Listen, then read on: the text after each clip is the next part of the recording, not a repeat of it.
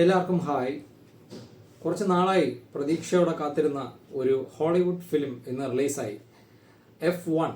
നമ്മൾ Brad pit പ്രധാന കഥാപാത്രം അവതരിപ്പിച്ച് വന്ന ഒരു ആപ്പിൾ ടിവിയുടെ ഒരു പ്രൊഡക്ഷനിൽ വന്ന ഒരു ഫിലിം ഐമാക്സിൽ തന്നെ കാണണം എന്ന് പ്ലാൻ ചെയ്തിരുന്നു. അങ്ങനെ ഇന്ന് F1 റിലീസായി. ഐമാക്സിൽ പോയി കണ്ടു. ഐമാക്സിൽ ഏറ്റവും നല്ല ബാക്ക് സീറ്റിൽ മിഡിൽ റോയിൽ റിക്ലൈനർ സീറ്റിലിരുന്ന് ബെസ്റ്റ് സീറ്റിംഗ് പൊസിഷനിലിരുന്നാണ് ആ സിനിമ കണ്ടത്. അപ്പോൾ അതിന്റെ ഒരു അഭിപ്രായം പറയാം. F1 എന്ന് പറയുന്നത് ഞാൻ പ്രതീക്ഷിച്ചു. നമ്മളെ ടോപ്പ് ഗൺ മാവറിക്കിന്റെ ഡയറക്ടറായിട്ടുള്ള ജോസഫ് കൊസിൻസ്കിയാണ് ഡയറക്ടർ. അത് തന്നെ ഒരു സിനിമയ്ക്ക് നല്ലൊരു ഗ്യാരണ്ടിയാണ്. അതെന്തായാലും സിനിമ ഒട്ടും താഴേക്ക് പോകില്ല എന്നുള്ള ഒരു ഗ്യാരണ്ടി. പിന്നെ അതിന്റെ ട്രെയിലർ, ഇത് രണ്ടും കണ്ട് നല്ല ഇംപ്രസ് ആയാണ് പ്രതീക്ഷയോടെ പോയത്. അങ്ങനെ നല്ല സീറ്റിലിരുന്ന്, അതായത് ദ ബെസ്റ്റ് എക്സ്പീരിയൻസ്, ഈ സിനിമ കാണാൻ പറ്റുന്ന ഏറ്റവും നല്ല എക്സ്പീരിയൻസ് എനിക്ക് കിട്ടി. അതായത് അത്ര ഐമാക്സ് തിയേറ്ററിൽ ഏറ്റവും നല്ലൊരു സീറ്റിംഗ് പൊസിഷനിലിരുന്ന് ഈ സിനിമ കണ്ടു. അപ്പോൾ സിനിമയെ പറ്റി പറഞ്ഞു കഴിഞ്ഞാൽ ശരിക്കും എന്നെ ഈ അടുത്ത കാലത്ത് ഞാൻ കണ്ടതിൽ എന്നെ ഞെട്ടിച്ച ഒരു സിനിമ അനുഭവം എന്ന് തന്നെ പറയാം. അത് ടെക്നിക്കലി മെയിൻ സംഭവം ടെക്നിക്കലി നമ്മുടെ ടോപ്പ് ഗൺ മാവറിക്കിന്റെ അത് കണ്ടിട്ടുള്ളവർക്ക് അറിയായിരിക്കും. അപ്പോൾ ഫോർമുല 1 കാർ റേസിംഗ് ആണ് സംഭവം. അതാണ് F1. ഫോർമുല 1 കാർ റേസിംഗ് ഇന്ന് വരെ ഇങ്ങനത്തെ ഒരു ആംഗിളിൽ ഞാൻ കണ്ടിട്ടില്ല.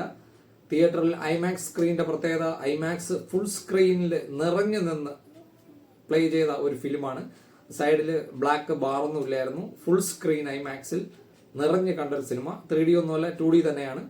എങ്കിലും ഇതുപോലൊരു അനുഭവം ഈ അടുത്ത കാലത്തും ഉണ്ടായിട്ടില്ല. അത് സൗണ്ടിന്റെ കാര്യത്തിലായാലും ക്യാമറയുടെ കാര്യത്തിലാണെങ്കിലും റേസിംഗ് സീൻസ് ആണ് ഈ സിനിമയിലെ ഏറ്റവും വലിയ പ്രത്യേകത. ശരിക്കും ഞെട്ടിച്ചു കളയുന്ന ഒരു പരിധിക്കപ്പുറം നമുക്ക് മനസ്സിൽ പോലും ചിന്തിക്കാൻ പറ്റാത്ത രീതിയിലുള്ള കാർ റേസിംഗ് സീനുകളാണ് ഈ സിനിമയിലുള്ളത്. അതാണ് ഈ സിനിമയുടെ ഏറ്റവും വലിയ പ്രത്യേകത. പിന്നെ മൊത്തത്തിൽ നോക്കിക്കഴിഞ്ഞാൽ വളരെ സിമ്പിൾ ആയിട്ടുള്ള ഒരു കഥയും ബ്രാഡ് പിറ്റിന്റെ ഏറ്റവും നല്ല അഭിനയവും, പിന്നെ കൂടെ ഉണ്ടായിരുന്ന ഡാംസൺ ഇഡ്രിക്സ് എന്ന് പറയുന്ന ഒരു കൂടെയുള്ള റൈവലായിട്ട് വരുന്ന ഒരു പുള്ളിക്കാരൻ. ഇവർ രണ്ടുപേരുടെയും ഒരു റൈവൽറിയുടെ കഥയാണ്. നമ്മൾ ടോപ്പ് ഗൺ മാവറിക്കിന്റെ ഒരു സ്റ്റോറി പാറ്റേൺ ആണ്. സിമ്പിൾ സ്റ്റോറിയാണ്, സിമ്പിൾ ഡയലോഗ്സ്, മനസ്സിലാവും. ഇനി ഒന്നും വായിക്കാതെ ഇംഗ്ലീഷ് വലിയ പിടുത്തമില്ലാതെ കണ്ടാലും സിനിമ നല്ല രീതിയിൽ ആസ്വദിക്കാൻ പറ്റും. പക്ഷെ ഞാൻ പറയുന്നത്, എന്ത് വില കൊടുത്തും ഐമാക്സ് എന്ന് പറയുന്ന ഒരു തിയേറ്ററിൽ ചെന്ന് ഐമാക്സ് സ്ക്രീനിൽ നല്ല ബാക്കിലേക്ക് ഏറ്റവും നല്ല സീറ്റിംഗ് പൊസിഷനിൽ ഇരുന്ന് കാണാൻ പറ്റിയ 100% ഞെട്ടിക്കുന്ന ഒരു എക്സ്പീരിയൻസ് തന്നെയാണ് ഈ സിനിമ തോന്നുന്നത്. എനിക്ക് മനസ്സിൽ നിന്ന് പോകുന്നില്ല. അതിന്റെ ചില ക്ലൈമാക്സിലുള്ള ചില മൊമെന്റ്സ് ഉണ്ട്. അതായത് സ്പോർട്സ് മൂവിയാണ് എന്ന് നമുക്ക് കരുതാം. ഫോർമുല 1 കാർ റേസിംഗ് സ്പോർട്സ് മൂവിയിൽ തന്നെ അറിയാമല്ലോ, അതിന്റെയൊക്കെ എൻഡിങ് ഒക്കെ ഏതാണ്ട് എങ്ങനെ ഇരിക്കുമെന്ന് ഊഹിക്കാം. നമ്മളെ ചക് ദേ ഇന്ത്യ പോലുള്ള സിനിമകളുടെ അവസാനമൊക്കെ നമുക്ക് കിട്ടിയ ഒരു ഫീൽ, അതിന്റെ ഒരു 10 ഇരട്ടി ഫീല് കിട്ടുന്ന രീതിയിലുള്ള ചില മൊമെന്റുകളൊക്കെ ആ സിനിമയിലുണ്ട്. എൻ്റെ അമ്മ അത് പറഞ്ഞറിയിക്കാൻ പറ്റുന്നില്ല. ശരിക്കും കിളിപോയി എന്ന് പറയുന്ന ഒരു അവസ്ഥയിൽ തന്നെയാണ് സിനിമ കണ്ടു തീർന്നത്. ഈ അടുത്ത കാലത്ത് ഇത്രയും കംപ്ലീറ്റ് ആയിട്ടുള്ള ഒരു ഫിലിം എക്സ്പീരിയൻസ്, അത് എന്തൊരു അത്ഭുതമാണ് അവർ ഈ സിനിമ എന്ന് പറഞ്ഞ് കാണിച്ചു വെച്ചിരിക്കുന്നത്. ഇതെങ്ങനെയാണ് ഇത് ഷൂട്ട് ചെയ്തത് എന്ന് പോലും മനസ്സിലാവുന്നില്ല. അത്രയ്ക്ക് ഭയങ്കരമായിട്ട് ഫീൽ തന്ന ഒരു സിനിമ. നല്ല ഒരു സിമ്പിൾ സ്റ്റോറി ലൈൻ, ഞാൻ പറഞ്ഞല്ലോ, സിമ്പിൾ സ്റ്റോറി ലൈൻ. പിന്നെ ബ്രാഡ് പിറ്റിന്റെ വളരെ ഈ ഏജിലും പുള്ളിക്കാരൻ വളരെ ഡീസന്റ് ആയിട്ട് അഭിനയിച്ചിട്ടുണ്ട്. അതിലുള്ള എല്ലാ ക്യാരക്ടേഴ്സിനും ഡീസന്റ് പെർഫോമൻസുകളാണ്. സിനിമ ഒരു ഭാഗത്ത് പോലും താഴേക്ക് പോവുകയോ നിലവാര തകർച്ച സംഭവിക്കുകയോ ചെയ്തിട്ടില്ല. ബോറടിയില്ല.